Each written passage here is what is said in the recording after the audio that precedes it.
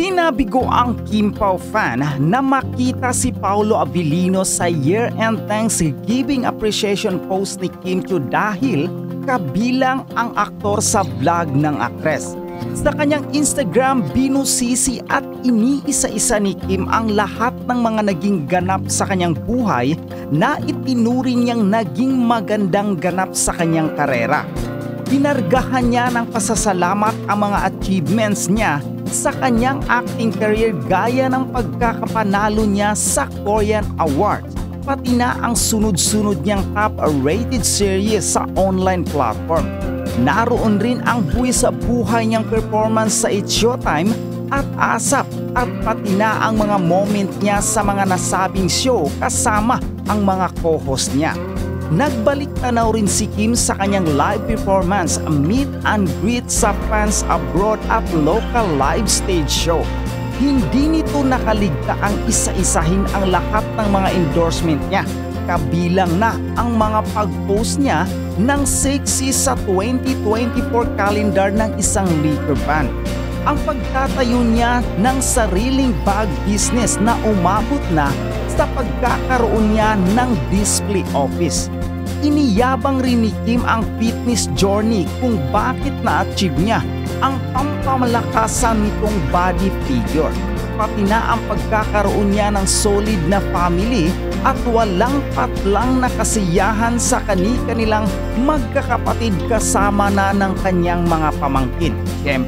Siyempre, isinama rin ni Kim sa kanyang appreciation ang lahat ng mga nakatrabaho niya. Glam Team at ang mga kaibigang solid gaya nina Angelica Panganiban at Bella Padilla.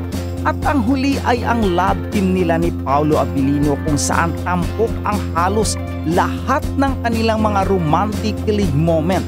Hindi lang sa serye kundi sa lahat ng kanilang appearances, conferences, mall tour, pictorials at maging mga off-camera band nila sa gym. Dito nag-concentrate ng ilang minuto si Kim para i-acknowledge ang mga naging kontribusyon ni Paolo sa kanyang acting career. Siyempre, hindi rin nito nakaligta ang pasalamatan ang kanilang mga fans. Itinawid na rin ni Kim ang kanilang tambalan ni Paolo lalo na sa kanilang kauna-unahang love team movie together, ang My Love Will Make You Disappear. Kaya naman sa pool na naman sa dilulo at kilig ang kanilang mga fan na handang-handa na para suportahan ang nasabing movie at ang kanilang tambalang ngayong 2025. Let's have some quick Kim Pao update mga chika. But this time, this is not just an ordinary update. Dahil mga chika, panigurado ako, matutuwa kayo sa tatalakayin natin ngayong araw. At ito nga mga chika ay ang tungkol sa isang larawan na ibinahagi ni Kimi ngayon lamang mga chika sa kanyang Instagram account. Unahan ko lang kayo mga chika, nung unang beses kong makita itong picture na ito na ipinost ni Kimi, sinuri ko talagang mabuti kasi baka ito ay edited lang or na-tampered or baka gawa-gawa lang ng mga fans mga chika tapos pinost ni Kimi. Pero mga chika, hindi.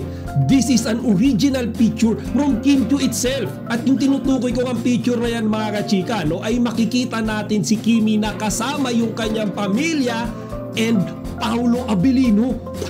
Narinig niyo mga chika. So this is it. Seems that officially nang ipinakilala ni Kimi si Paolo sa kanyang mga kapatid mga chika. So sa larawan nga na makikita natin mga chika na kasama ng Kim Pao yung ate ni Kimi na si Twinkle, yung pamangkin ni Kimi mga chika, yung anak ng ate Lakam niya. And then si John Paul mga chika, yung kapatid niya na ipinag-aral niya ng piloto. And then yung another girl dyan mga chika na kasama nila yung foreigner, siya yung girlfriend ni John Paul. So mga chika, kagaya nung sinabi ko kanina, nung una hindi talaga ako makapaniwala dito kasi alam mo, out of nowhere, bigla-biglaan magpo-post si Kimi ng family picture nila kasama si Papi Paolo. And if you look closely mga chika dyan sa picture nila na yan, makikita nyo na mukhang nakapag-banding na sila eh. Diba si Paolo, alam natin medyo mahiyain siya, medyo shy type siya. Pero dyan mga chika, nakita nyo kaakbay niya pa yung kapatid ni Kimi na si John Paul. So parang mga chika, wala na silang pag-aalinlangan sa isa't isa eh. nangyari. Yung tipong parang welcome na welcome nung mga kapatid ni Kimi si Paolo Abilino sa kanilang pamilya. Di ba mga chika, ang sarap isipin. So before, ang daming haka-haka kung si Paolo ba ay na-meet na yung family ni Kimi, kung nakabanding niya ba. So this is it mga chika, ito na yung resibo na matagal na nating pinakahihintay. What makes it more interesting mga chika, dahil kay Kimi pa ito nanggaling. So ipinost ni Kimi ito sa sarili niyang Instagram account mga chika. So hindi ito stolen shot, hindi ito, alam niyo mga chika, fans lang yung nag-take ng picture sa kanila. Hindi mga chika, definitely this picture was taken by Kimi's personal cellphone mga chika. Sarili niyang cellphone yan. And siguro that time nagpa-picture lang sila sa someone na kakilala nila sa lugar na yan. And speaking of lugar mga chika, siguro maraming nagtatanong kailan kaya yan, saan kaya yan. Ngayon ititignan niyo yung damit ni Kimi dyan. Mapapansin niyo na yan yung sinusuot niya lagi kapag may shooting ang Kim Pao sa movie nilang pagsasamahan na My Love Will Make You Disappear. Diba? Sabi ko nga before, parang parang teacher na uniform. So yan mga kachika, kasi dun sa mga pictures nila na nagkalat before tuwing sila ay may shooting, yan lagi yung suot ni Kimi mga kachika. So feeling ko bumisita sa set ng My Love Will Make You Disappear yung family ni Kimi nung mga oras na yan. And then dalawa lang yan it's either talagang in-schedule ni Kimi na papuntahin sila doon, or sinurprise visit lang nila si Kimi mga chika. Pero either way talagang nakakatuwa kasi nakita nila si Paolo Abilino. Tuwing tinitignan ko yung picture na yan mga chika, hanggang ngayon hindi pa rin ako makapaniwala. Kasi if you'll remember, nung nag-out of the country ang Kim Pao, pumunta sila sa US, napabalita na si Kimi ay ipinakilala naman ni Paolo Abilino sa kanyang anak na si Aki, di ba? And even LJ Reyes nga kasi di ba out of the sudden biglang finalo ni LJ si Kimi sa kanyang Instagram account. So meron tayong malakas na assumption na itong dalawang ito ay nagkita, nagkakilala, di ba? Kumbaga naging friends sila sa maikling panahon na yon mga chika. And then Aki mga chika, kahit wala tayong picture, base tayo mga chika sa pagiging friends ni LJ tsaka ni Kimi sa Instagram, di ba? Nung nag-followan sila sa isa't isa. So kung yan mga chika, siguro dahil si Kimi ay kilala na ng family ni Paolo, ngayon mga chika, syempre it's time naman na si Kimi naman yung magpakilala kay Paolo sa pamilya niya. So mga chika, baka susunod na mag-surface na picture yan kasama na ni Kimi yung papa niya mga chika, and then si Paolo. So hihintay-hintayin natin yan. So again, nakakatuwa yung picture na yan, knowing Paolo na sobrang tipid niyan pag bumingiti mga chika.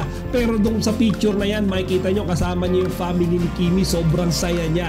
Diba? Nawala yung pagkasuplado niya mga chika. Actually mga chika, share ko lang din about kay Paolo Abilino ito. Ang dami kong nabasang negative comment towards him nung nakaraang araw.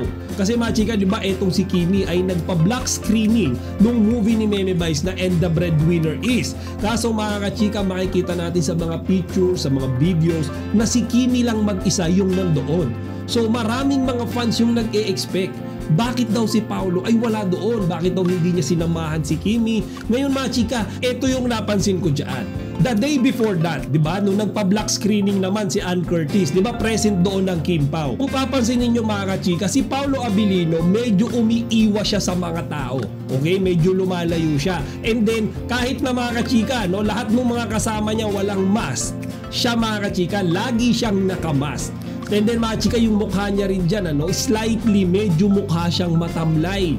Ngayon mga chika, marami yung nagsasabi, even yung mga tao na naka-attend doon mga chika sa black screening na yun, sinasabi nila na mukha daw masama talaga yung pakiramdam ni Paolo Abilino that night.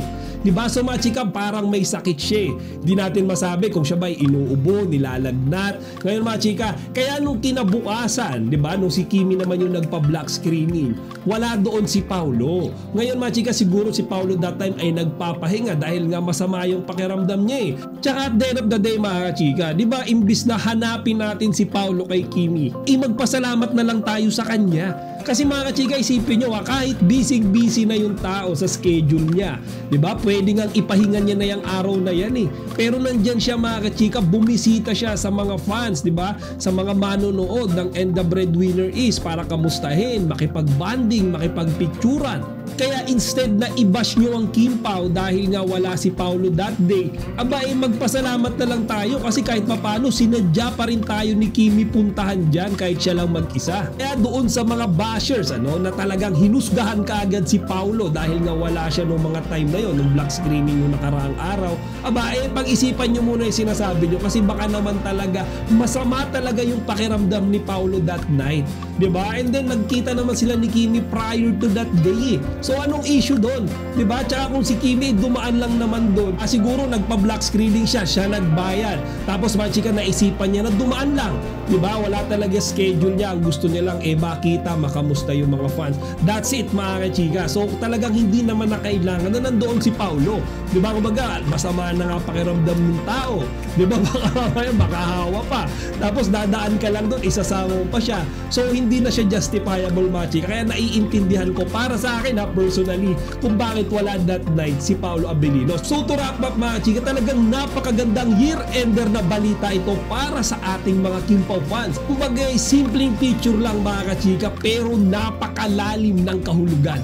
Diba? Paulo with Chu family mga kachika, ibig sabihin yan welcome na si Paulo sa pamilya ni Kimi. Kilala na siya, nakabanding na siya, close na siya mga kachika. So this is another step mga kachika sa relasyon ni Kimi tsaka ni Paulo kasi may pamilya nang involved. And again, take note mga chika, this picture came directly from Kimi. So mga chika, siya talaga yung may gustong ibahagi ito sa atin. Diba? Gusto niyang iparating sa atin tong mensahe niya mga kachika na si Paulo Abilino ay kilala na nung pamilya niya. Kaya nga like what I said earlier mga chika, baka yung next na ipopost ni Kimi sa kanyang Instagram account, makikita natin si Paulo Abilino kasama yung papa na ni Kimi.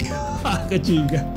Parang mamamanigan na no? So yun lang muna mga kachika, gusto ko rin hingin yung opinion nyo. Happy ba kayo ngayong alam na nating lahat na si Paulo Abilino ay officially nang kilala at winelcome ng Chu siblings?